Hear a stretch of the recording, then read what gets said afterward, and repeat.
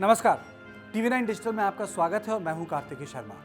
आज सियासत की बात में हम चर्चा करेंगे आपातकाल की, यानी इमरजेंसी की, जो इंदिरा गांधी ने आज 1975 में लगाया था। 2 साल तक रही थी इमरजेंसी। सारे के सारे पॉलिटिकल लीडर्स जेल में भर दिए गए थे, अखबार बंद हो गए थे, अखबारों की हेडलाइन सरकार में बैठे बाबू तय करते थे।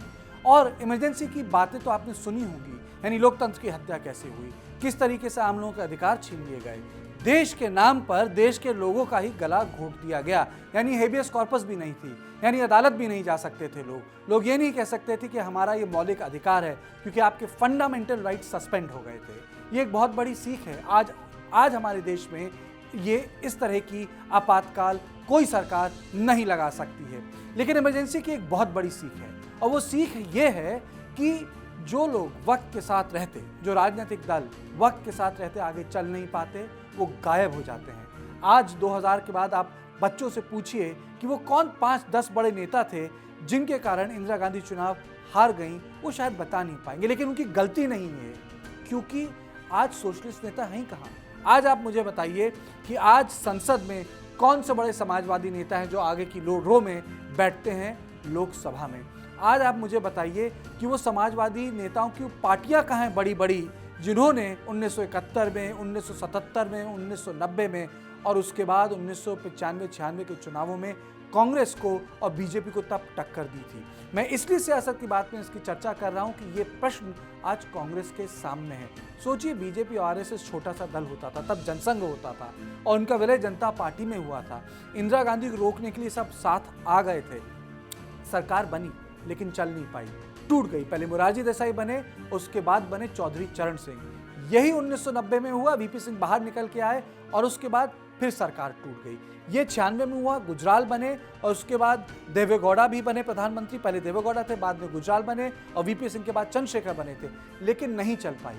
उससे संदेश एक चीज का बहुत साफ है, वो ये कि लोग ये नहीं देखते कि आप किसको कैसे हरा सकते हैं। लोग ये देखते हैं कि आपका पॉजिटिव एजेंडा क्या है, लोग ये देखते हैं कि आप वक्त के साथ चल रहे हैं या नहीं, लोग ये देखते हैं कि आपकी इकोनॉमिक पॉलिसी क्या है।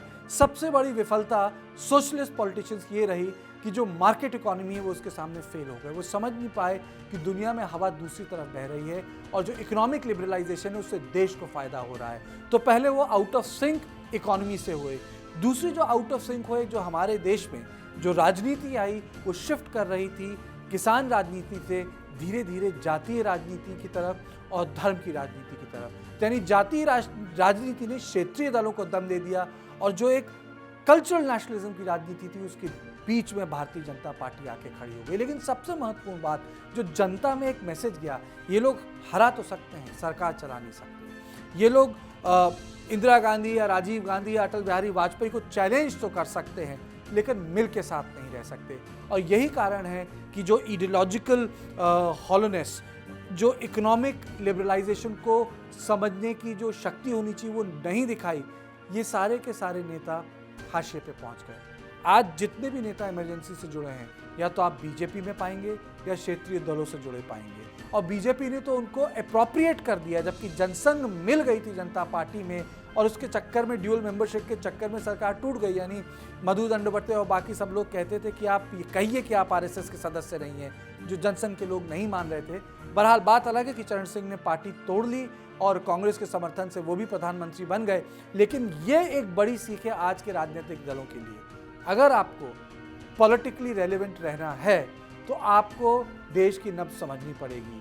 जैसे एक उदाहरण मैं देता हूँ आखिर में सियासत की बात में, भारतीय जनता पार्टी ने कांग्रेस के इकोनॉमिक लिबरलाइजेशन को लोहिया की डिस्ट्रीब्यूटिव राजनीति से जोड़ दिया है। यानी बात होगी रिफॉर्म की और लिबरलाइजेशन की, लेकिन सरकारी जो बेनिफिट प्रोग्राम है गरीबों का वो वैसे ही काम करेगा। यानी जितना जमा है वो डायरेक्ट बेनिफिट के थ्रू उनके बैंक अकाउंट में जाएगा। ये एक यूनिक चीज़ हुई है इंडियन पॉलिटिक्स में, और उसमें सीख ये है विपक्षी दलों को कि अगर आपको बड़े राजनीतिक दल यानी बड़ी पार्टी से लड़ना है तो पहले आइडियोलॉजिकल क्लैरिटी चाहिए होगी, आपकी अलायंसेस भी वैसी ही बननी पड़ेंगी, नहीं तो आपको लोग समर्थन नहीं करेंगे। जो पश्चिम बंगाल के चुनाव में हुआ, जहां कांग्रेस ने लेफ्ट के साथ मिल के चुनाव लड़ा, उसमें आईएसएफ यानी फुरफुरा शरीफ को भी जोड़ लिया और उसी लेफ्ट के खिलाफ केरल में चुनाव लड़ा। तो कहने का मतलब है कि इमरजेंसी बहुत सारी चीज़ें याद दिलाता है, लोकतंत्र के बारे में, हमारे राइट्स के बारे में, जो नहीं होना चाहिए कभी। लेकिन इमरजेंसी हमको ये भी याद दिलाता है कि याद कीजिए वो कौन नेता थे, वो कौन पार्टियां थीं। आज वो पार्टियां नहीं हैं, वो गायब हो गई हैं और नई पार्टियां हैं।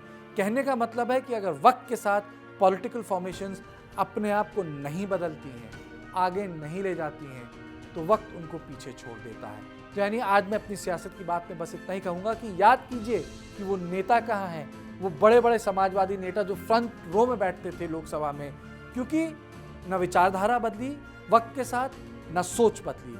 और यही अब कांग्रेस के सामने सवाल है। अगर उसको लड़ाई लड़नी है बीजेपी के खिलाफ, तो बदलना होगा, विचारधारा परिपक्व करनी होगी और लोगों को बताना होगा केवल हराने के लिए नहीं लड़ रहे, सरकार चलाने के लिए भी लड़ रहे हैं। तो सियासत की बात में बस इतना ही। देश और दुनिया की बाकी खबरों के लिए आप देखते रहिए TV9 डिजिटल।